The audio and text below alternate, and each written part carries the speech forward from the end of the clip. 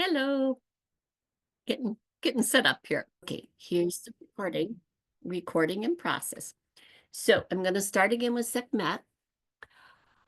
Sekhmet, and that's spelled Sekhmet,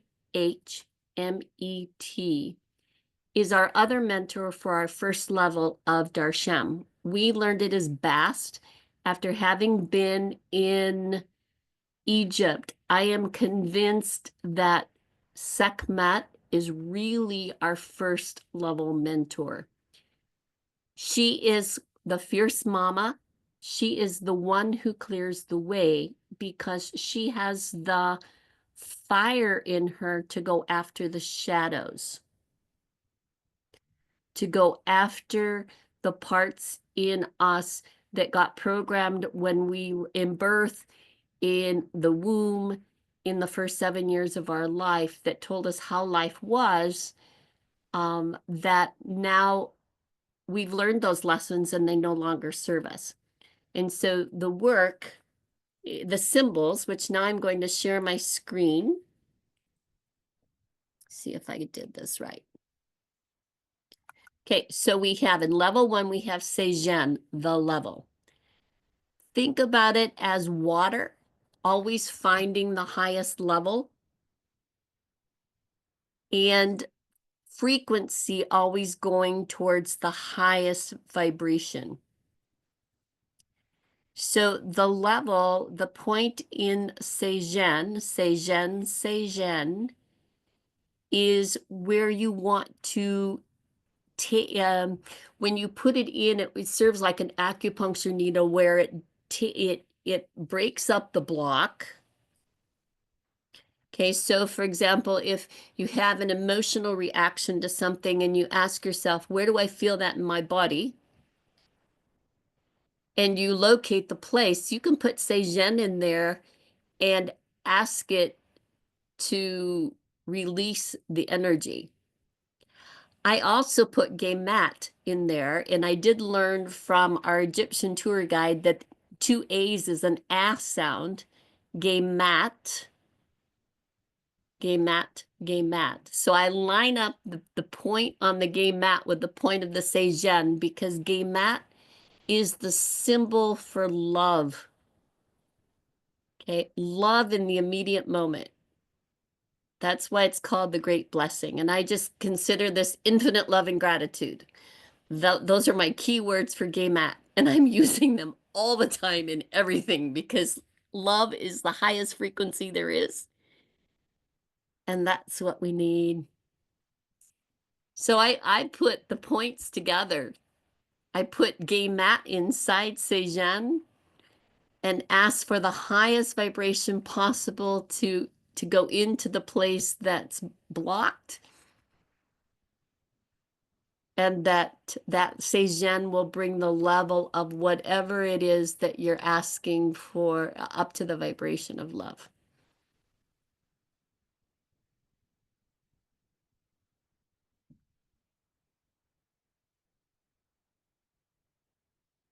So what's that look like for yourself? Because the first level symbols are very much about our life in this lifetime. Okay, and it's about clearing the illusions, piercing the illusory, and with Maya, of what am I not seeing that is a shadow of mine that's asking to be seen. And shadows are not a bad thing. They're a great, great blessing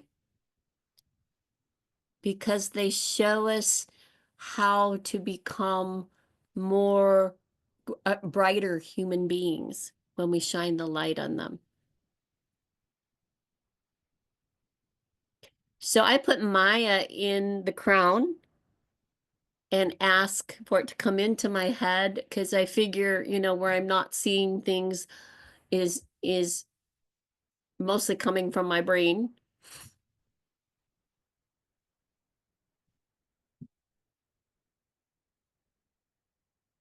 And asking Source Sophia to show me. Remember, Sophia is the female, the feminine aspect of source energy. And in Egypt,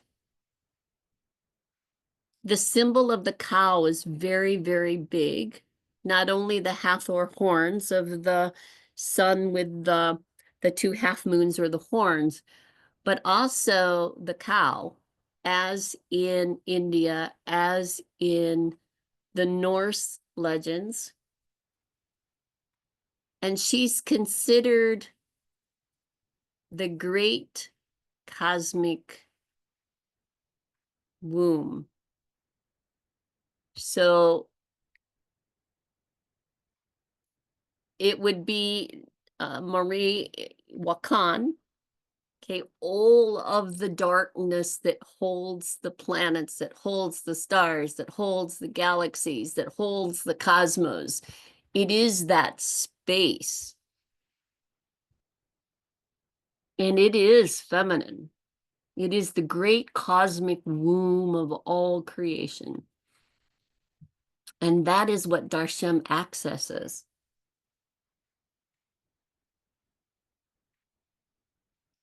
So questions about level 1 symbols. I can't see you, so just unmic yourself and ask your questions.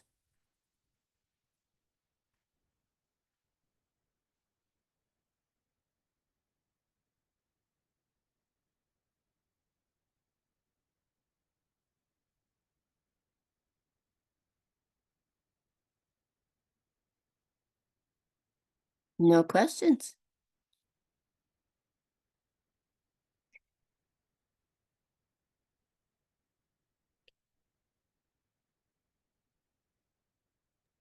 I have a question. So you know how you were explaining that often you put Sejen inside of Gaimat to raise that level? The other way around. I put Gemat inside of Sejen. Oh, okay. Thank you. Good clarification. Okay. Do you ever find yourself using Maya in that way at all, like with the other symbols, like in terms of helping to pierce that illusion or pierce or connect with that unknown shadow? What a great idea. Tell me what you're seeing. Like I don't know, like in a way, I wonder because I love that idea of like combining the symbols. So if Maya is about helping to either pierce the illusion or show me what I'm not seeing, I wonder because again, to your point about like love is the highest vibration, if I can use the support of, that highest vibration of love to reveal Mhm. so to reveal or pierce through. So yeah, I don't know, if I wonder if using Gaimat with Maya together to assist if there's like a really you know like a deep rooted pattern or blockage. Anyway, I'm just thinking out loud at this point. It's nice. I'm going to take the screen share off for a minute. Another really big teaching from Egypt is Hathor's mirror. Hathor, we have Picator in our master level. Hathor's mirror is the mirror of self-reflection, which is something that we teach in Darshan and doesn't really come up other places so much. So the place where we get our biggest mirrors is with the people that we live with. And it catches me time and time again. Bill's this, Bill's that, rah, rah, rah, rah, rah. And then I finally Sophia's knocking on my head going, hey, you're talking about the divine masculine within yourself, like where you are out of harmony and balance. This is a shadow. Do your shadow work. I use it when I marry people and I get caught in it time and time again. And, we have that adage, if you're pointing your finger, you got three pointing back at you. It is the same thing. So very often, or with our kids, or with the people that we work with that we're closest to. You know, whoever's bugging you, or, you know, here's a good example. I ran an errand this afternoon. I had a lady on my butt. She was like driving too fast, and I was trying to, you know, stay 10 over the speed limit, and she's crawling up my tailpipe, and I'm thinking, boy, you're racing inside. And then I had to go, and is that true about me too? Am I totally present? Am I breathing? Am I relaxed? Am I feeling my body sitting in the car?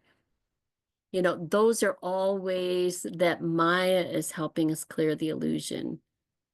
Because Bill and I'd had just a little time before that about about how being present and spontaneous in the exact moment that you're in is using the front part of your brain. And the more you do that and use the front part of your brain, the more the back part shuts up and just goes, oh, I'm going to follow the front part because that's the part that's in charge. It's like, yeah, what a great practice that is, you know? It came up when I had my yearly book of life reading. I get a tarot card reading with the Mayan tarot deck, and it came along with a song that came at about the same time of my little girl saying, "Good morning, shall we have some fun today?" Which is exactly the same thing. So the easiest way to find those hidden shadows, well, I wouldn't say the easiest way, because often it's the biggest pain in the butt, is, is look at the things that aggravate you wherever you're at, and just kind of, you can use Maya for that, you know, show me the things that are aggravating me, and then help me see where that is in me. And what part of me is doing that to another part of me? You know, is it my adult that's shutting down my little girl? Is it my that I'm not listening to the divine masculine in myself that's wanting to be expressed creatively and do something to create something physically? You know, is it my little boy inside that wants to go adventuring? And I'm like, it's too cold outside. But it's sunny today. Can we please go outside? Does that help answer your question, Silvana?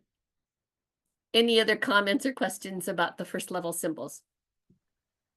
I think that's a great reminder about piercing the illusory and things that bug you. But you talked about shadows, you know, being a good thing, and shadows have like a negative connotation about them often, right? I mean, when you hear people talk about shadows, oh, that part of me, you know, that's my dark side. But maybe, you know, how do we, you know, work more with the symbols to have us flip our brain? Because our brains are so powerfully reptilian. It's like Pavlov's dogs. You hear that bell and the mouth starts to salivate, and man, you know, it goes from there. So I would like to offer you the opportunity to reframe that, what you okay, just said. good. I have also looked at my shadows as being a negative thing, and recently heard that they were a very valuable part of ourselves. And I went, oh.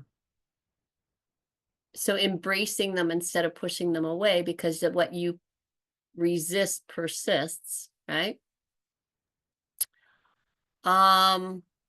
Yes, we have a reptilian brain, and we need a reptilian brain for the survival of our bodies. You know, it helps us remember to breathe and to digest our food, those kinds of things.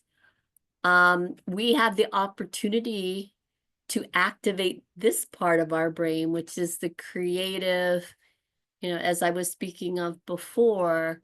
And from what Bill was sharing today, it's like he was listening to, wait for it, not Bruce Lipton, his buddy. Oh, Greg Braden. that's it. Yep, that's it. That's who he was listening to. That I didn't know that that was the way to activate this part. So this was the go-to that everybody else and all the other lobes of my brain would refer to, that this could be the director. By being joyful, by being creative, by being in the moment, by being spontaneous, by dancing and singing. And I'm like, oh, well, that's what I'm working on right now. So this is good. Good to know. Yeah. That's So- good. I've been singing. Just belt it out when I'm doing my morning routine. I might start singing at the top of my lungs. And then another thing I've been doing more is, and this is like something that body and brain teaches, so I cannot take any credit. They talk about like having yourself laugh. And like, I just make myself laugh. And then just keep going. And usually once I get going, then I do start to laugh because it's crazy. But I mean, our brain's like, yeah, we're happy around here. And like, all these little things, right? So I feel like that's been helping me. That's awesome. Yeah. My part of the removing of the illusion is that the reptilian part of our brain is not good, or that it's in control. Well, is that really true? Or is that something that we learned along the way that at this point perhaps is not the way we want to go? Not the part of our brain that we want driving our spirit self. So you can use, you can ask yourself, do I feel that in my body somewhere? Hey, I got 3 symbols I can use to help that move through and to change my perspective of it, to look at it through a different lens. Yeah, well, the opportunity is to put something in there so there's a gap between the stimulus and the response. There And you go. That's the key.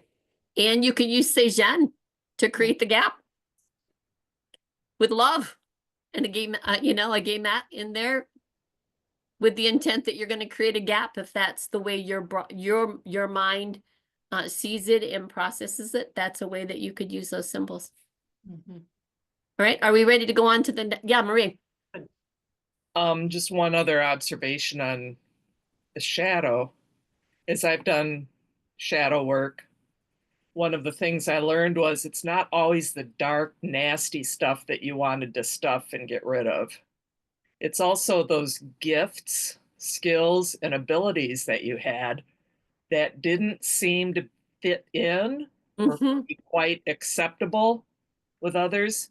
So as you start really kind of plumbing the depths of your shadow, you may find gifts that you had forgotten about.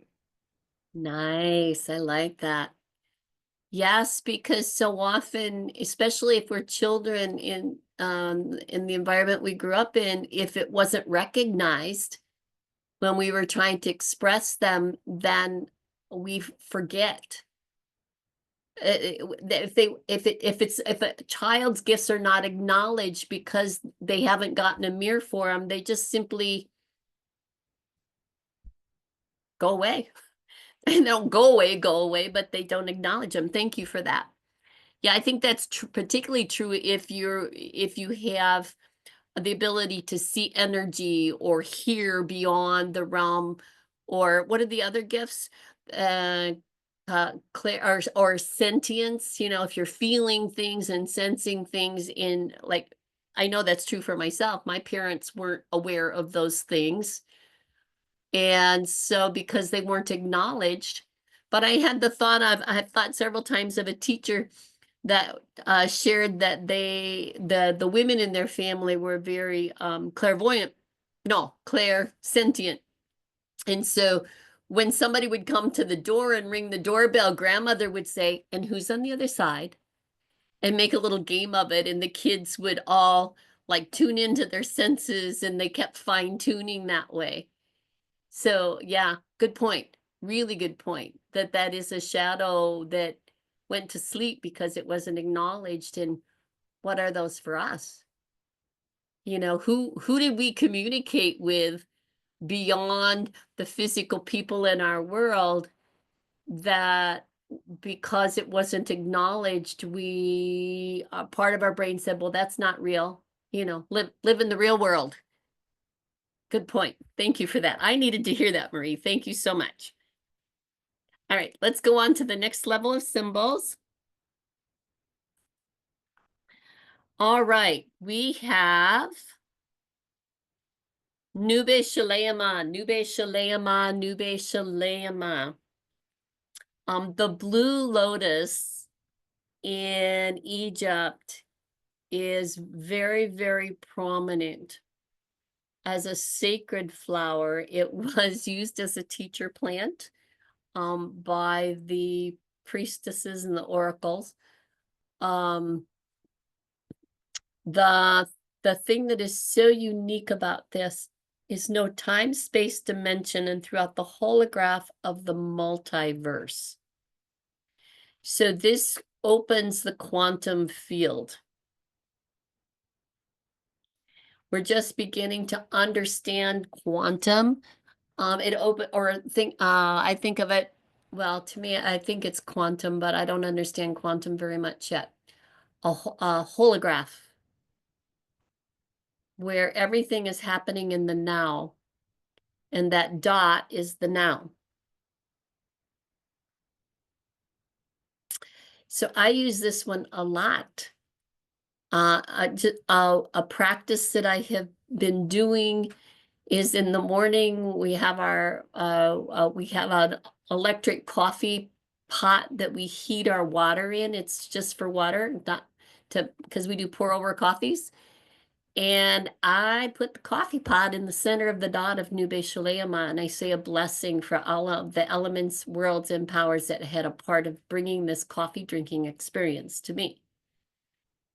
And I send out, in the name of the I Am Presence, love, light, health, hope, happiness, harmony, humor, free energy, clean, potable water, shelter, safety, family, belonging, whatever else comes to mind.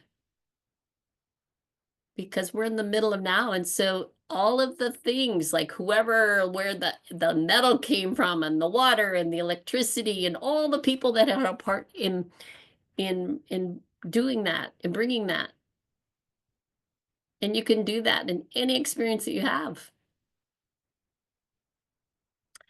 I use this a lot for going to the source of the problem. You know, if I have a shadow and I want to go to the source of it, I have no idea where it's at. Sometimes I can know.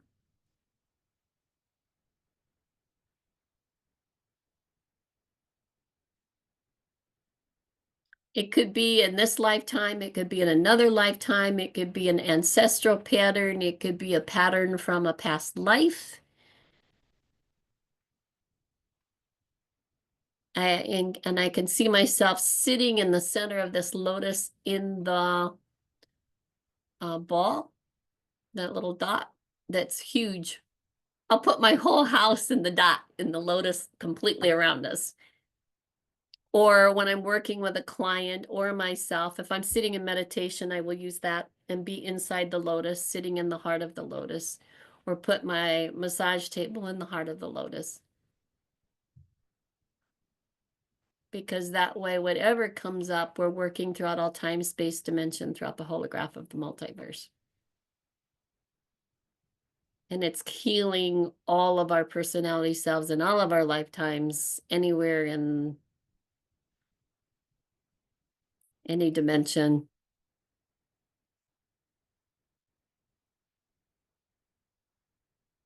So the way to use it is limitless. But it's a lot bigger. It's a lot bigger. Oh, I was gifted. It's right here. We got to go to a Blue Lotus farm for lunch. And the elder man had been to the States. He actually knows people. He has a friend in, wait, not New Buffalo. What's after New Buffalo where Grassflower lives?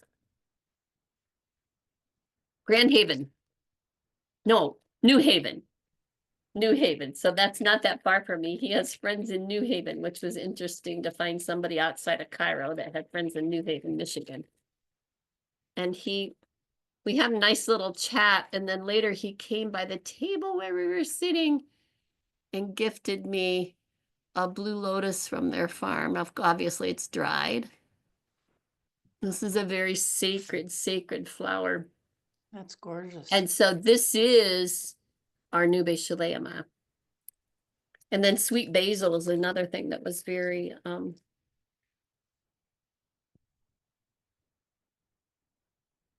but we were gifted that sometimes from people.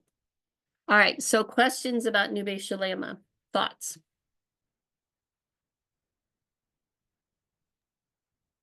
That's probably also the symbol I use the most. So yeah. Yeah, because it's anywhere. You know, anywhere, depending on, yeah. And I think now we're working interdimensionally, whether we're aware of it or not. And we're working intergalactically, interplanetarily, definitely across lifetimes. A lot of ancestral work in the second level symbols here for me. Let me put the screen share up again. Are very much about, oh, come on, there we go. Work beyond this lifetime, which also can include our ancestral work, because when we do our own work, our work heals the 7 generations before us and the 7 generations after. So Darba Tet goes down to the level of the DNA. I envision it going down the spine from above my head to the base of my spine. And then this becomes more like a figure 8. And then putting the symbols in, and you know, if I'm not sure of how they should go in, I ask for Elizabeth, like you said, I ask the ones that are, you know, overseeing all of this, to the Darshem guides and Sophia, to put them in the order that's going to be the most effective, because I'm a human down here dealing with a lot of things at the same time, and I need your help from your perspective. You know, I will say. The Zoave, this can be the rainbow bridge that you send from your heart to another's heart, or your client's heart to the individual that they have work to do with. For myself, I put this over my body upside down. So this goes where my left foot is, up my leg, through my torso, up to the top of my head, and down my right side. And I bring this ball down here, and I put a game mat in there. Okay, I don't know where in my body this is, what I'm trying to clear, but I go Zoave, Zoave, Zoave, game mat, game mat, game mat, and run it through my body up, and see it being wider so that it goes up my midline, you know, encompasses through my body and my midline on my left side, and then down the right side the same way. So it's clearing all of the cells of my body, all my organs, my muscles, all of my body systems in love, as I'm moving out those old patterns. Corey, I remember in training, you said, don't use that one in crisis. Well, I don't remember why though. Don't use that one in crisis. What the teaching is, thank you for bringing that up, Lori, is you can connect yourself with somebody else using Zoave. When a place that you are wanting to send prayers to is in crisis or war, or, you know, like, let's say the Los Angeles fires, or right now Pele seems to be going off, You know, you wouldn't want to put yourself right into the middle of the fire in any way. You might, I saw Tom Skilling, who's a weather forecaster from Chicago, he's in Hawaii right now, and he sent pictures, and there were people in the foreground. He says it looks like they're right against the lava, but they're actually over a half a mile away and they're safe. And so, you know, you could use Zoave for yourself and put yourself where those people are standing to experience the volcano erupting. But the teaching was that if something's in huge crisis and you want to send healing to that, Zoave, you do not use Zoave in the sense that you wouldn't want to put yourself there in the middle of the crisis. You could use Nube Shalema and put the crisis in the dot in the center and see the whole thing surrounded in no time space dimension throughout the holograph of the multiverse with the great blessing with love, you know, universal love and light in the center of that dot for the highest and best outcome for everybody. And you don't have to use a lot of symbols. I used to have thought, and I knew someone who had taken the class before I did that put all the symbols in. I don't think we really have to do that. They're very specific. So anything that you want to bridge, for a long, long, long time, particularly with these two levels of symbols, these are all about your own personal work.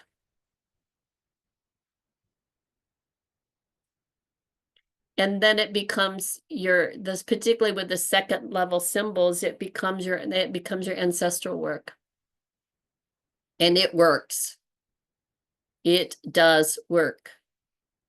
Right before I went to Egypt,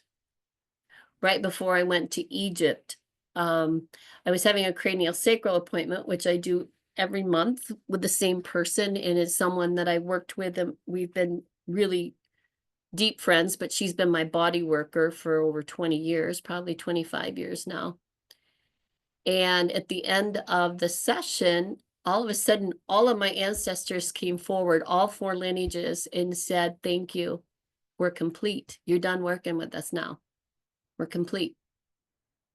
I'm like, and I said to Mary, I said, all of my ancestors are here. And she goes, yes, I know. She's clairvoyant. She's like, yes, they are.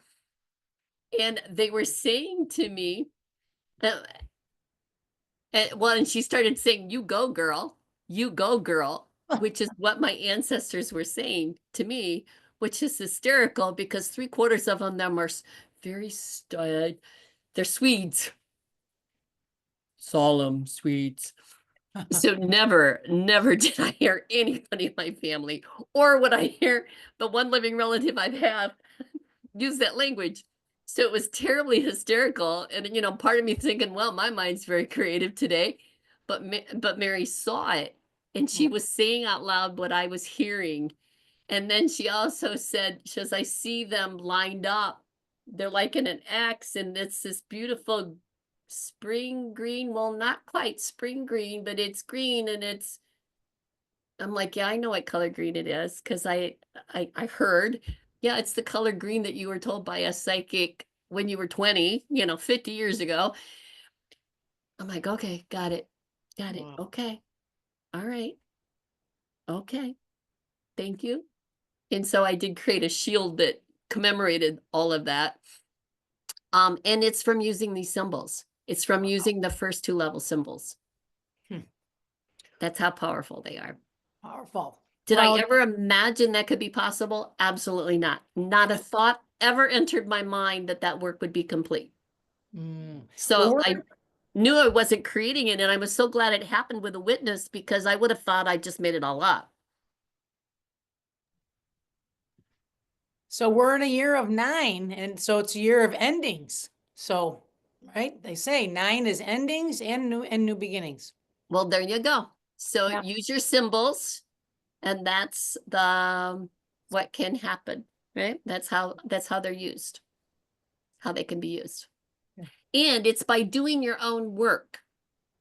Keep that in mind. When we do it within ourselves, it clears the way for the previous generations and our generations after to do their own work in the way that their soul, spirit, with their high self needs it to happen. And we don't get to say what that is, especially if they're adults. You know, if they're over 18, then it's their sovereign free will to do it their way.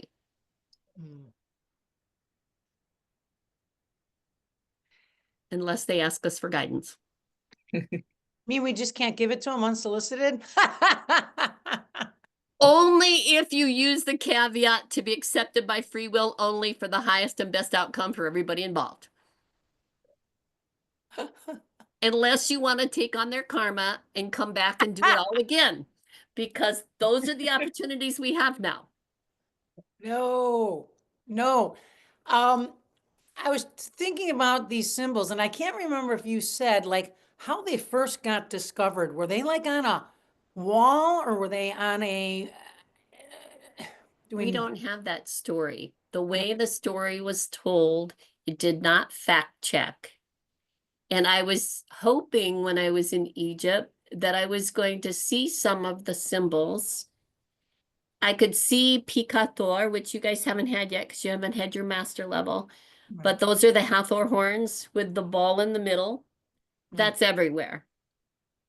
I did not see any of the other ones. But what I did see was the teachings that we were given. A really huge teaching. We were taught about the Thoth and the Hermes tablet, the Emerald tablet. True without falsehood, certain and most true, that which is above is that which is below, and that which is below is that which is above, for the performance of the miracles of the one thing. Thoth had a partner, a consort. So his divine reflection. Her name is Seshet. Seshet. Seshet. We went to one temple and Hakim showed us a picture on the wall that showed them together. And he said, I believe that she had her own emerald tablet. Her part of the emerald tablet is as within, so without. Because Thoth talked about how to bring from spirit into substance. Okay, the power of the feminine is that our cosmic womb, our womb that births children, births reality. It also bursts from spirit into substance. Hakim and his grandfather, what his grandfather passed down, who his grandfather was an archaeologist, he was an Aquarian, he downloaded a whole bunch of shit. And he was able to interpret from the temples, and I think a lot of that wisdom got passed down through the centuries because they grew up on the Giza Plateau. He was born in the mid-20s, grandfather Hakim was, and he played in the temples. As a kid, he played in the Great Pyramid and the tunnels underneath the Giza Plateau, and he studied his whole life. He lived to be into his upper 80s. And what they discerned was that the netters who, like Isis, Sekhmet, Bast, they were not human beings. They weren't gods and goddesses. They're aspects of nature that live within each of us. That we have the ability to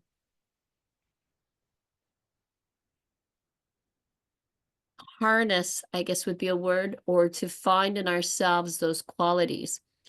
So it would be like, kind of like an archetype, although in archetypal teachings, they tell us that we have one, but we have access to all of them. And as a well-developed human, you want to be able to access all of them. On a shamanic path, it's like our medicine animals and the qualities that they have that we can embody, that they teach us how to be more. So that's the netters also. Sachet was a very, very powerful netter because she could read the ley lines. She would determine where the Holy of Holies was. Now, how she can not be a person and do this, I'm not sure. But the Holy of Holies is where the ley lines cross, where they would put the altar room and the altar in the temples, and then how the temples should be laid out to be properly aligned with the stars, the planets, the moon, the sun, the equinoxes and solstices.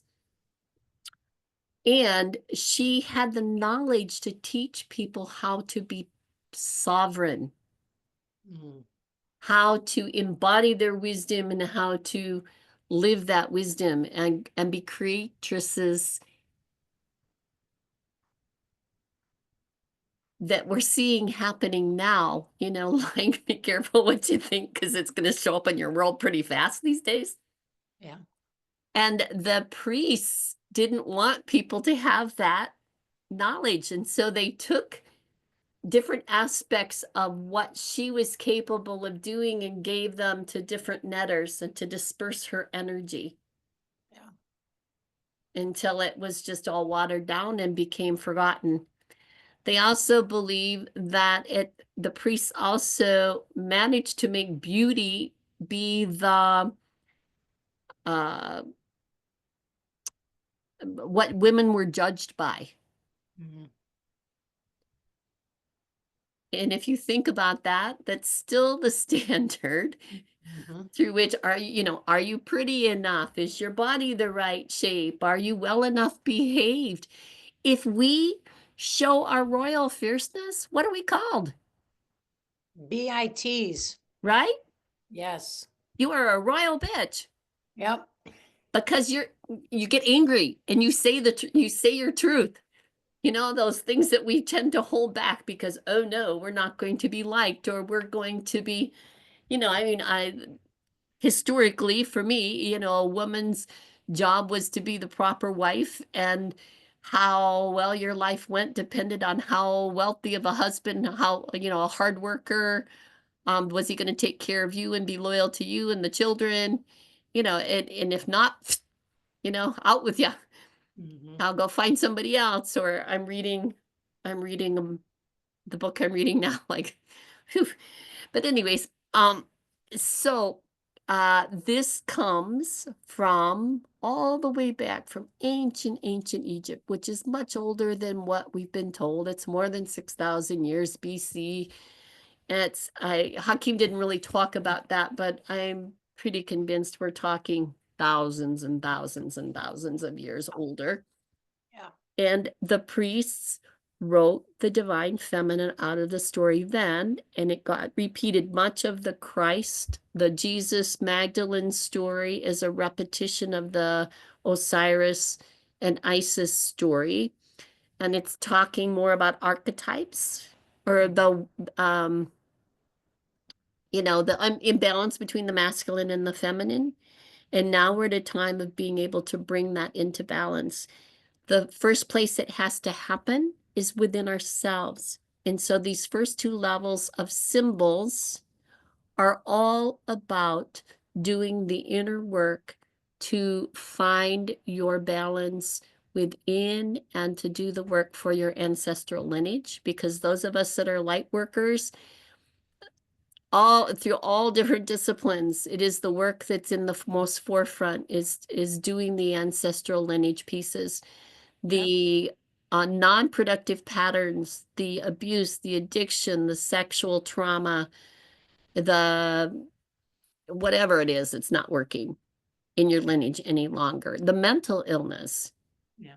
You know, the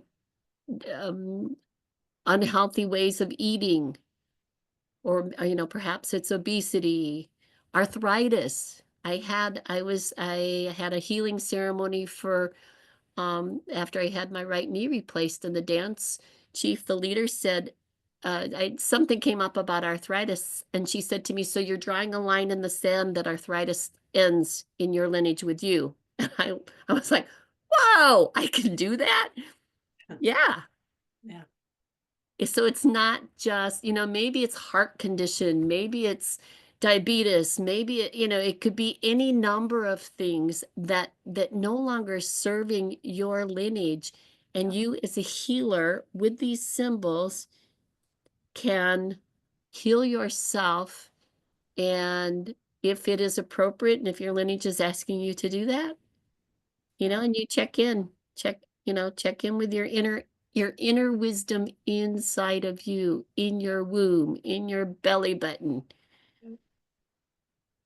You know, breathe into the bottom of your pelvis and ask, what can I do? How can I? What symbols do I use? Is this what needs to be done? And see what answers you get. Mhm. And ask them for help. Our ancestors will help us, and gratitude for their journey. Gratitude Yes. for the journey. My awakening, right, as you were talking, Corey, was like these ancient peoples or beings or whatever, somehow they knew we were going to need these symbols. Yes. They didn't do the symbols for themselves. I'm just feeling, I'm feeling like they knew we were going to need them, right? Yeah. Yeah, and I don't think I was really working with that sort of as in my mindset, but as you were talking, I'm like, they knew. And, you know, they find us. Yeah, I just had a whole bunch of things open up. The symbols find us because they knew that we, we're on this meeting. Why are we all here? Because, we're meant to connect and do that. And Corey, I remember when you first talked to me about it, I was sort of resistant because I had other things going on when we were first going to do this class. And it's not that I wasn't interested, but I was like, I got to do this. And then, you brought it back to me a few times, and I was finally like, you know what? I cannot ignore this. And I just do it. And I was glad I did, because it was sort of like, I remember, also with Reiki, I was seeking Reiki out more because of probably physically where I was with my health crisis, and then coming through that, and Reiki, helping me. But I think Shem came to me like, whoop, okay, you're doing it. And so yeah, here we are. And so when I saw your thing, come out, I'm like, wow, I don't know. No, you're doing it. You're doing it. You know what I mean? You got time. It's sort of like, and I think it's getting louder for me. I'll say that. It's getting Good. louder. The knocks have turned into stereo, and then, they don't just knock. Now they open the door. Okay, let's go. You're going through the door. And I'm like, all right, I'm going. So The important thing, I think, is not to make it complicated. yeah. With the symbols, like, oh, what are all the different things? You to use it for what it can do, or what, just ask, what symbol should I use, what symbol or symbols in the combination, and see what drops in. Whatever drops in is absolutely perfect. Yeah. Marie? I think Yeah. my logical brain would be more like, okay, Lori, hold on a minute. Marie's going to speak. oh, I'm sorry. I'm sorry. Well, I just had a bit of an insight when you described how you put Darbatet through your crown down to your sacrum. That puts that branch off of the symbol right about where your pineal gland would be. Mm-hmm. So I'm like, okay, there's something to think about. It never struck me that way. Thank you for sharing that. Okay, can we go on to the third level symbols? Do a screen share. Let me see if this is gonna work. I somehow had trouble getting it to come up right this time. Let me see if it'll let me do it. There it goes. Okay. So level 3. Level 3.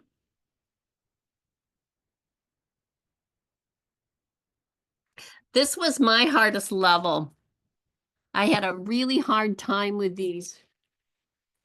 When I first for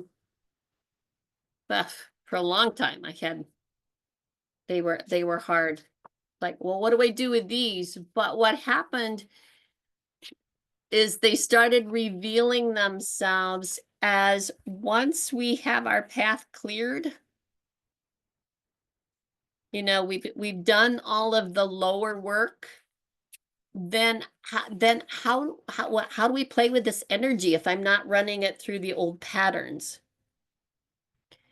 And just just so you know, I don't know if you can see me or not, but I pulled out my cards going, okay, what more can I say about these? Because these are my hardest 3.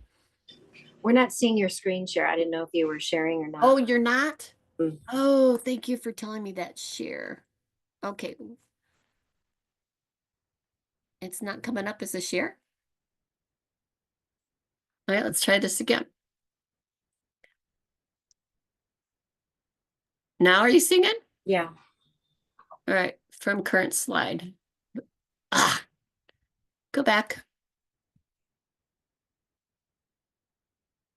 There it goes. Okay, so the Gem Yael.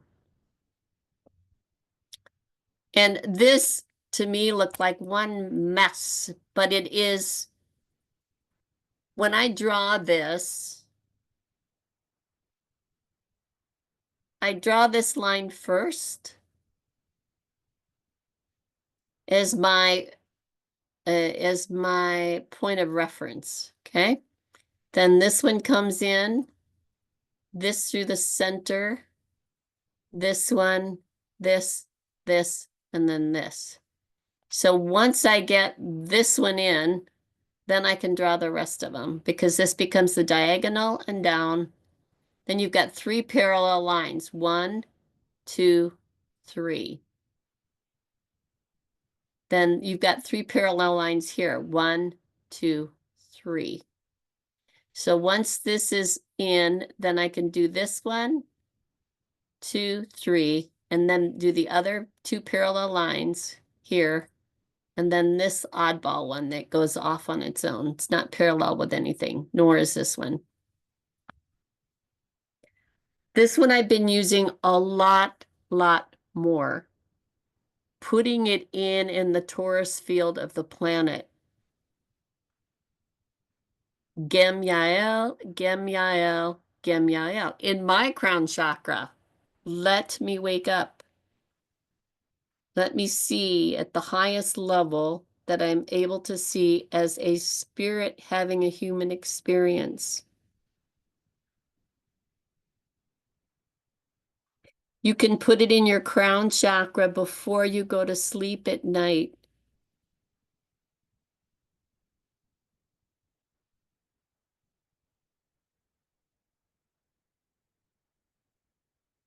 And when you meditate. And to shift your perspective during the day. If you're having a day where things are kind of vibing low, put this in. Let me see with your eyes, Great Spirit. Divine presence. To me, the presence has the frequency, the vibration of living love light are the words that come. Last year and the year before, love light as one word, both with capital L's. Love light. It's not just love and it's not just light. That's a light that's vibrating with the frequency of love. So it's the feminine, masculine together. And it's living, it's pulsating. Sometimes I can't feel it. You know, I'm in a human body. And so there are times when we need assist to be able to get the frequency up there. The Great Awakener will do that. So before you go to bed at night, when you meditate, if you're doing any kind of ceremony to shift your daily perception.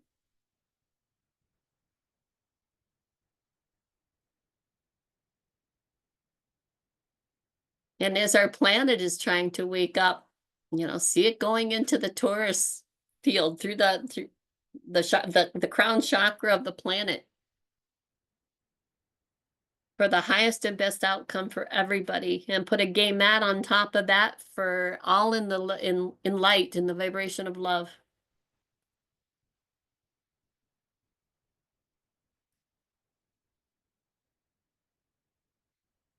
Then we have Gazism Pi, fire and ice. And this one has become really, really prominent because it is about living in ease, grace, and flow without fear. And if one thing has been becoming more and more and more evident is that we are bombarded with things to keep us in fright and flight mode, to keep us afraid.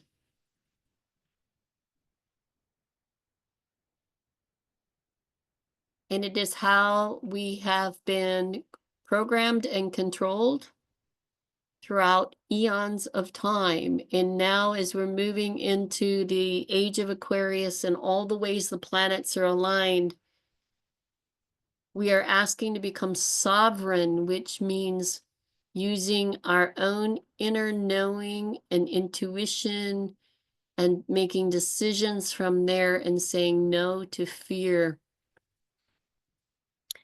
I had the vision one day, or the download, I guess you could call it, that when we are no longer afraid, there is not food for the beings that feed on our fear, and they will have to leave because they'll be starving. However, you see that, and I'm tested against your own truth. Don't believe anything I say, that test it against your own truth. Like Gazism Pi, when you're feeling afraid, when you want to be in the flow of things, you want it to be easy, put that in. Sometimes it ends up that the cross is in the middle of my head and my pineal gland. Sometimes it's in my heart. Sometimes it's in my solar plexus. Since Egypt, I've lived from my heart up most of my life. I have a lot of air in my chart. I'm understanding myself so much better now because I never did astrology much, but I wasn't very familiar with my belly on down. And my opportunity has been to really activate my solar plexus and live from the creative power of my womb and my womb. And so Gazism Pi has started living much more with the cross of the lines in my belly button, in that area. And it you know, these symbols are 3D and they move. So you can see that throne rotating around and around. Now that throne is the in Egyptian hieroglyphs, the throne that's the symbol of Isis. That's what is on her headdress that shows that it's her. The cross place with the throne. Gazism Pi. And then we have Samram. Can I ask you a question? Sir, yes, please. Not sure, but it just hit me. Is gases and pie something that would be good for breech baby? Because you were saying something and I went, oh my God, like especially to change the fear, because usually a breech baby is a fear of letting go of this baby. So you hold the baby close to the heart. And so that's why the head stays close to the heart and they don't turn. So I mean, I know you're not a doula, but you know this stuff, so. That's a phenomenal insight. So could you put the that mother is symbol afraid? in and see the throne being the baby? And let me stop screen share so that you can see what my hands are doing.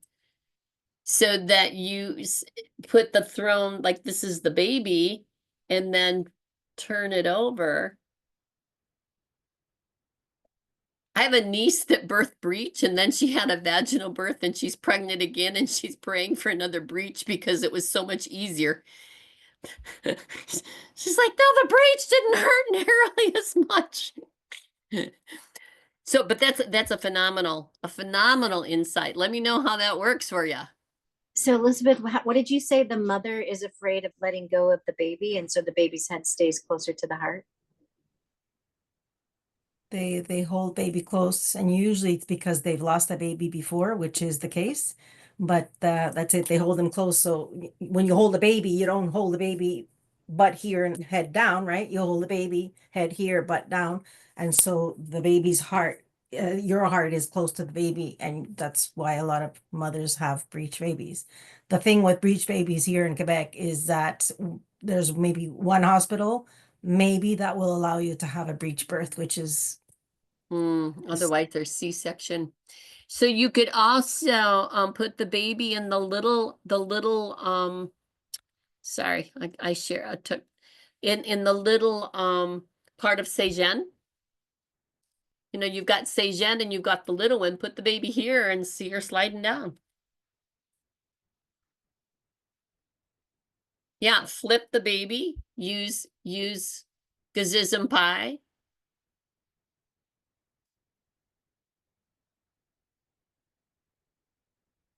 Got it? That is a wonderful insight. All right, so game Matt. Or Sam Ram, I'm sorry, Sam Ram, the Horn of Plenty.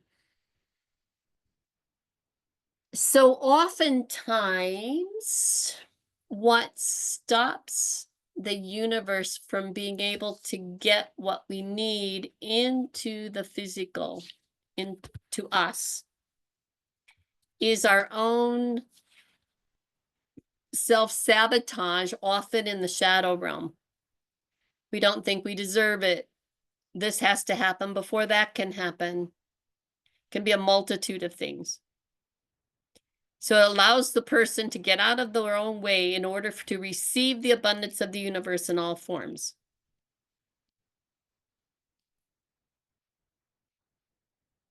And permit yourself to stop blaming yourself, your self-loathing, your guilt, increases self-esteem and self-love. Because those are things that get in the way of the universe saying, here, I love you. You're ready for this now.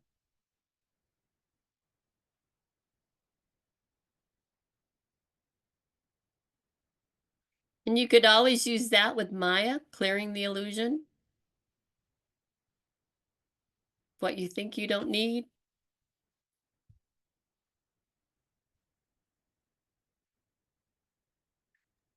Yeah, I would imagine if it's about self-sabotage, Gazism Pie probably would be good too, because there's probably some underlying fear that has us sabotaging. Sure. And the Great Awakener also. You could use all three of them together. You know, especially if you're Right. working, bringing something from spirit into substance. Okay, you want the Great Awakener that's going to find what that something is at the highest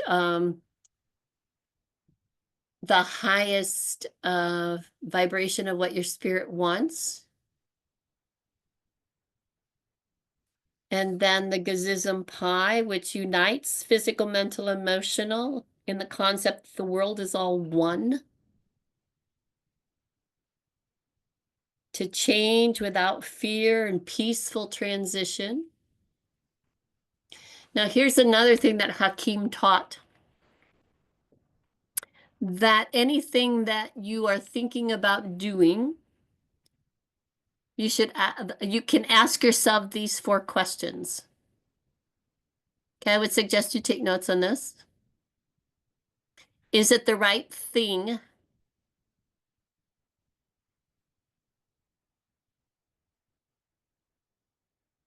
At the right time? With the right people? At the right place? Is it the right thing at the right time with the right people at the right place?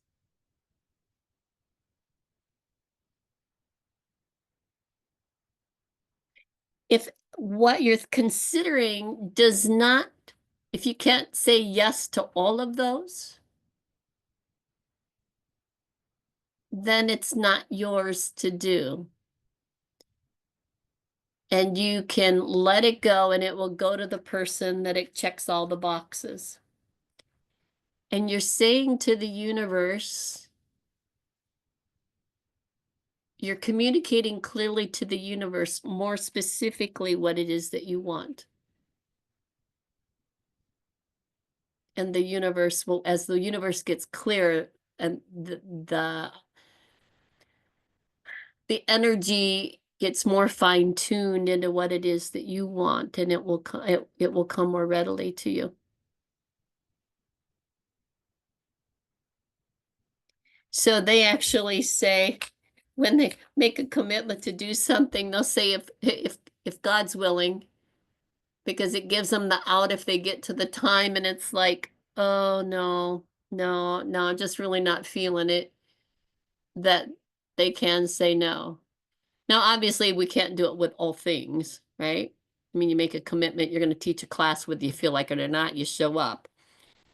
And about 5:30, I was going, oh, why did I do this? No, it was at 5:45. I'm like, why did I do this? Right. So soon after dinner, I'm like, because I said I would, and there was a request, and yes, it's going to be fun, and I'm going to get to hang out with some really cool people. So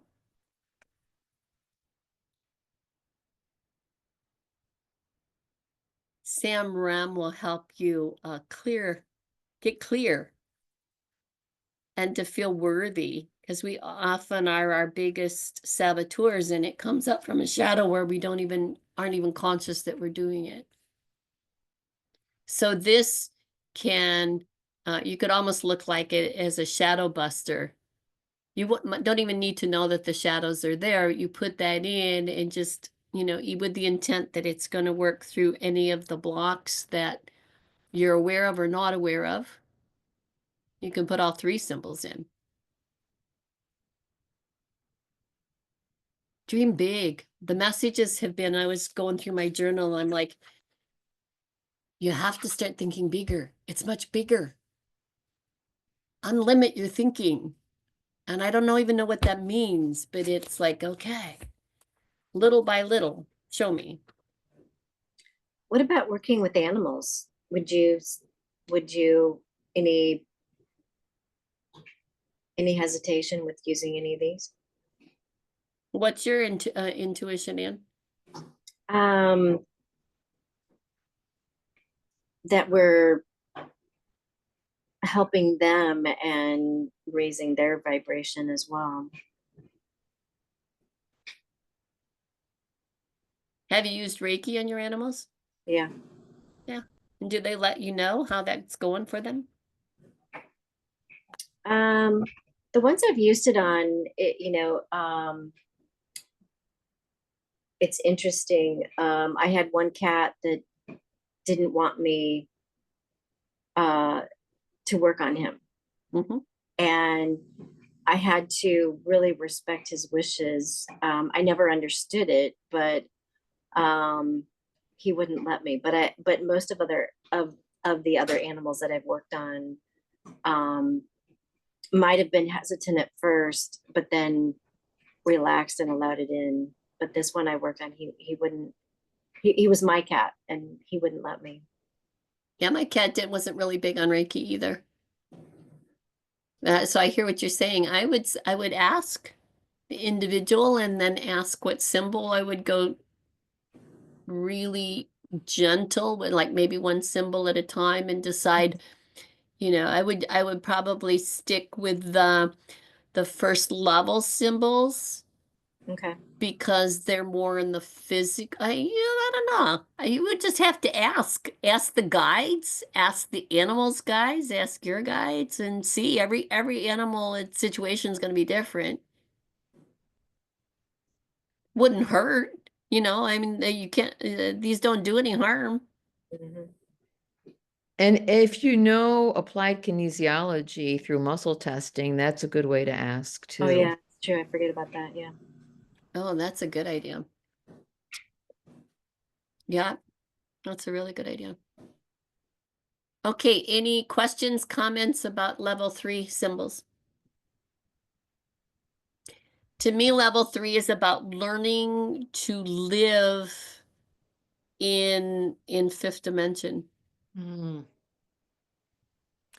Out You of the know, 3 we're levels, learning to be creators and creatresses.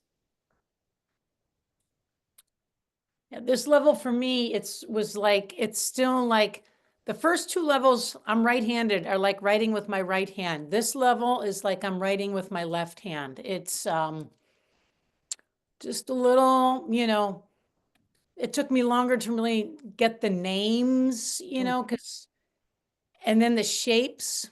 I feel like as I contemplate the shapes, when I'm like in my walk in the morning, it's like my brain has to work extra hard to get these symbols, to kind of like on my mind screen and as I draw them in the air on my body. So, at first, my perfectionist was sort of like, come on, you got to get these, you got to get these. And I'm like, no, it's an evolution. Like I'm going to live into these and as I evolve in my life. And so I think, yeah, I've reached peace with these symbols that it's an evolution. And one day it'll feel like, writing with my right hand also, and we'll see when that is. So, Yes, I would have to say it's only been very recently for me that these symbols have been the ones that have come and wanted to be used. I don't know if that's my level of development or if it's has to do with the age that we're birthing into, the frequency that we're birthing into, that we're creating more. So I look at this as learning to navigate. We've cleared our personal history, we've cleared our ancestral lineage, our past lives, and now we're learning to live in Dharma, Marie, in sweet medicine language. These are and learning to live in fifth dimension, learning to be creators and creatresses, in a beautiful way, in a loving way, in full of love and light. And then the master level symbols, which some of you haven't had your master yet. Picator is the master symbol.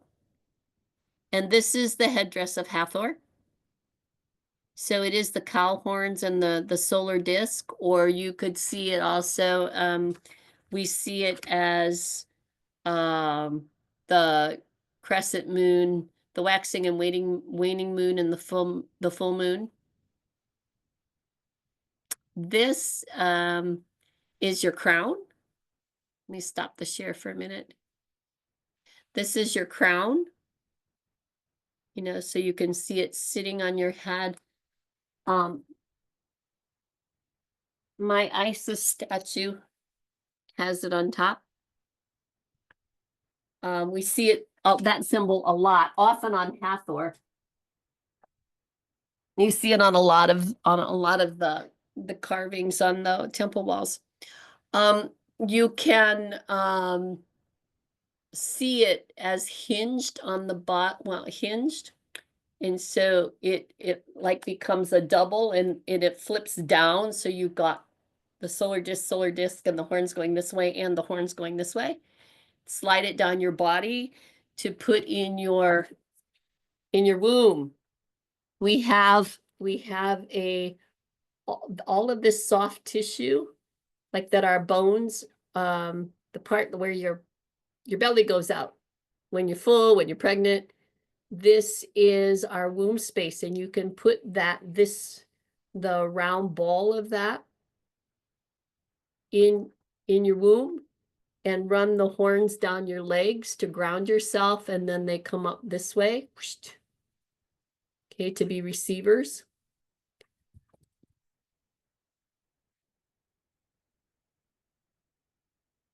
So Picator connects you with the divine feminine. So anytime you're feeling the need to have a deeper connection with the divine mother who mothers us, the divine mother.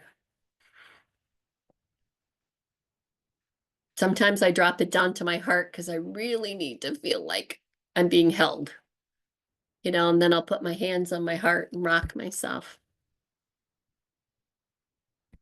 Picator, picator, picator. And I use it as a hat and a whore, not as a TH symbol. Picator, hator, hator. Okay, that is your symbol. That is your direct line to the mama, the cosmic mother, the great womb of all creation. All right, and now we go for Arya. Come on. Here we go. Arya. So think of this as a leaf and a tail, and I forget what we said this one was. Another part of nature. 10 spirals. These are the spirals of creation. It takes 10 steps down in frequency to reach the material world. So this represents the material world. This represents spirit, and this is spirit into substance. Going back out, it connects you with universal consciousness. So put this one and that one together. Connects you with universal consciousness and the Great Awakener to come all the way in so that you can be conscious of it. Mineral world. Say that again? The little 5 is mineral world. Oh, thank you. Yeah, that makes sense, doesn't it? So we got the plant world, the animal world, the mineral world. And you're the human world. And then the 10 steps down for the 10 steps of creation. 1, 2, 3, 4, 5. Oh, I lost it. 1, 2, 3, 4, 5, 6, 7, 8, 9, and 10. I have been using Koru, which is the sign for Jupiter, and this is Chiron over here. Okay. Love, light, truth, beauty, and justice. What our planet needs. I've been seeing this here coming on down into the plant world, the animal world, the mineral world, and the human world. Again, putting it in the torus of the planet, you know, at the poles, seeing it loop around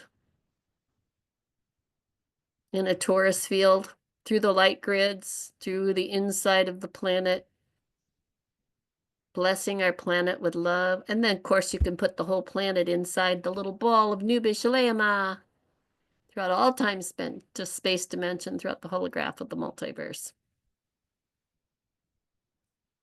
Love, light, truth, beauty, and justice. Put it in your own crown to see what is truth, what is justice, what is beauty.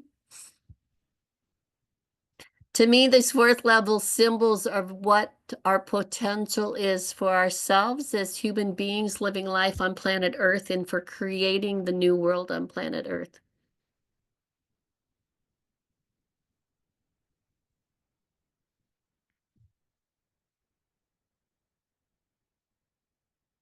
I'm looking at what my card says. It says, relieves the current souls of past burdens and karmic debt. Well, don't we need that for our planet? To change entrenched patterns. And you can use it with Arya to access the Akashic records. which then you would, I think, go out with the intent that you're going to your Akashic record room. You would reverse it, so you'd be going counterclockwise spirals, going out 10 steps with the intent that you're going to your Akashic record room. And ask your guides to take you. And then Sophia to meet you there so that you see everything in truth.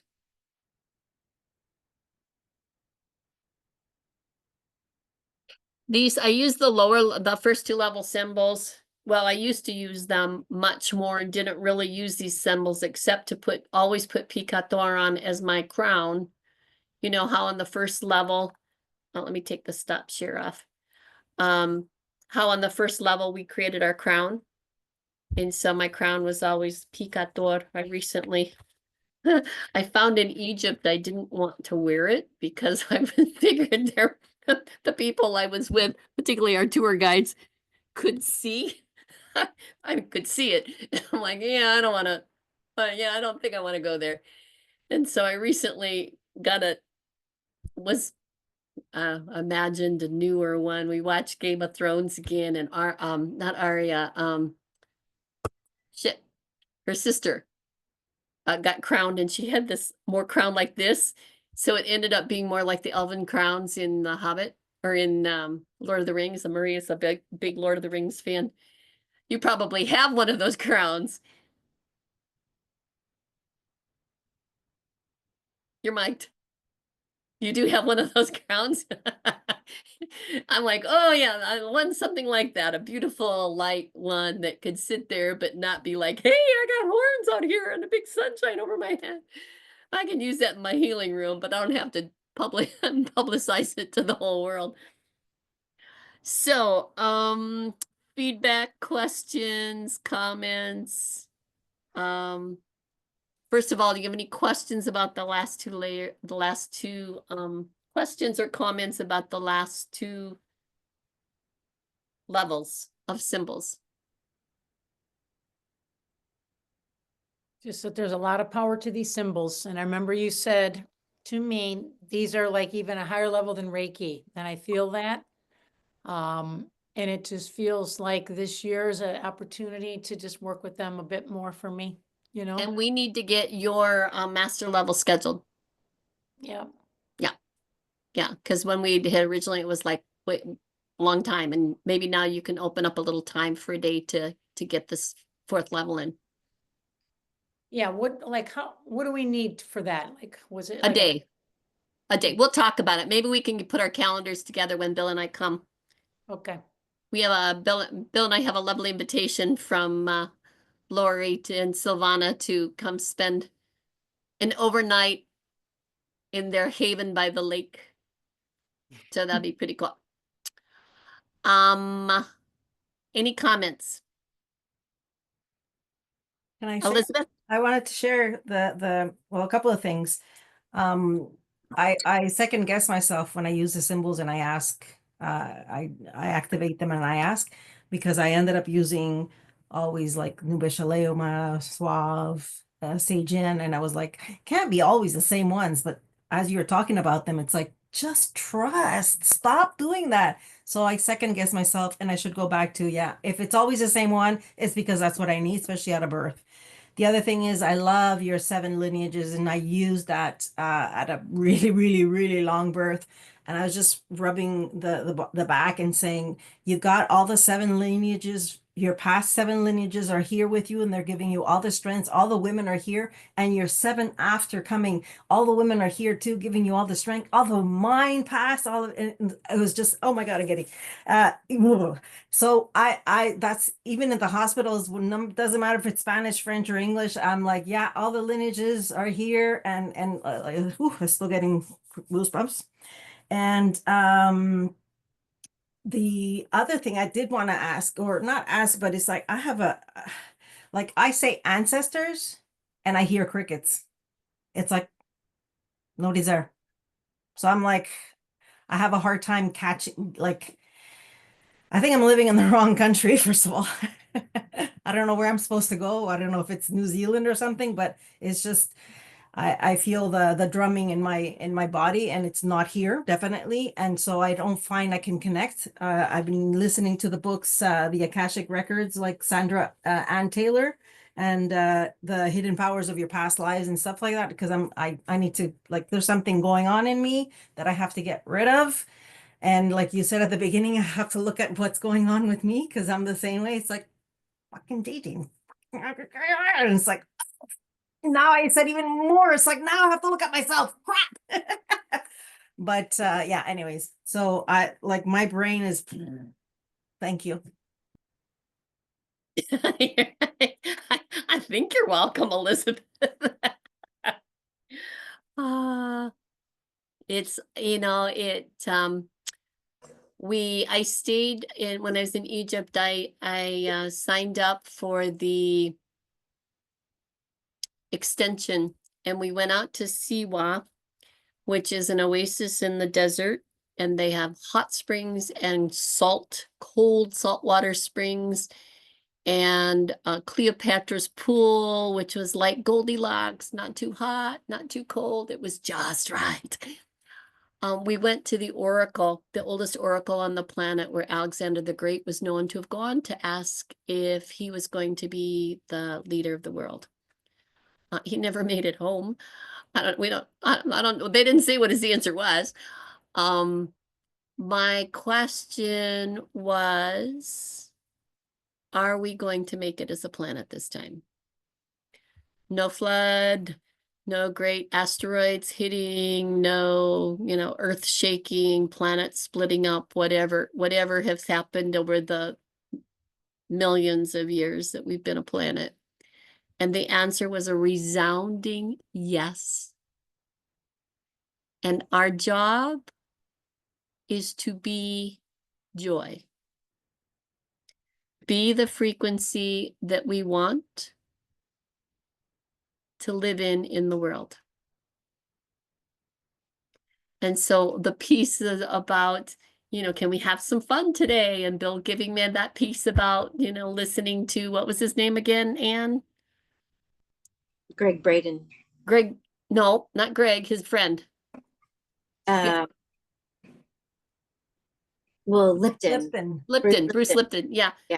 Saying, I think it was Bruce Lipton saying that the more we use the front part of our brain, the more that it becomes the control center, and all the other 7 lobes of the brain listen to that and refer to that.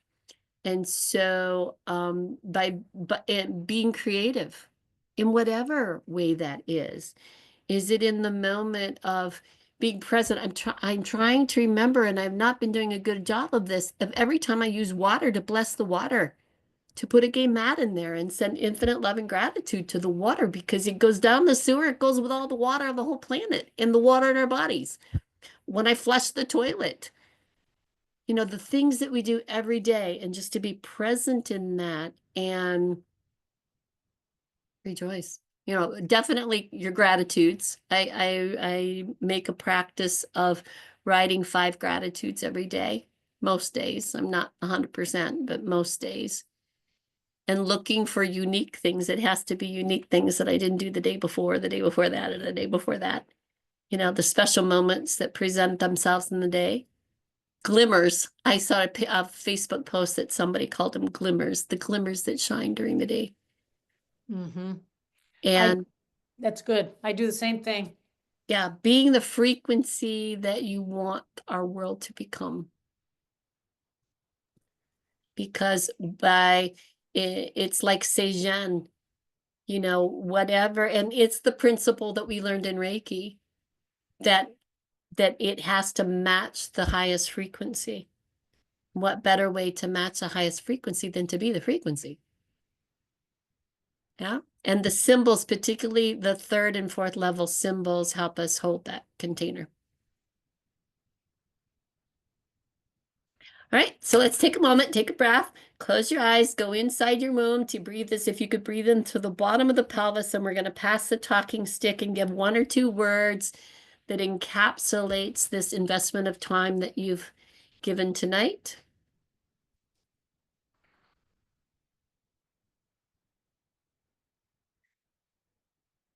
Maria, I'll pass the talking stick to you, and then we'll go Silvana, Anne, Laurie, and Elizabeth.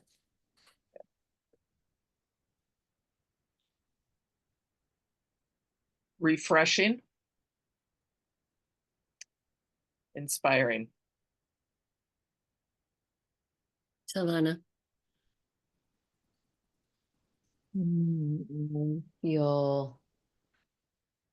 I feel alive and awakened. Like a remembering has happened, and yeah. Beautiful. Anne. Renewal, excitement, and rededication. Laurie. Expansive, connected, loved.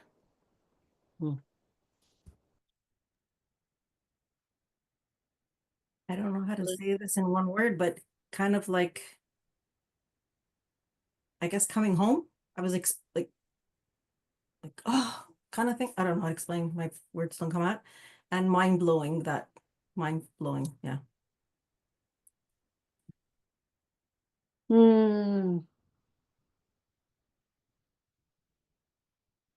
I feel this deep sense of gratitude for all of you.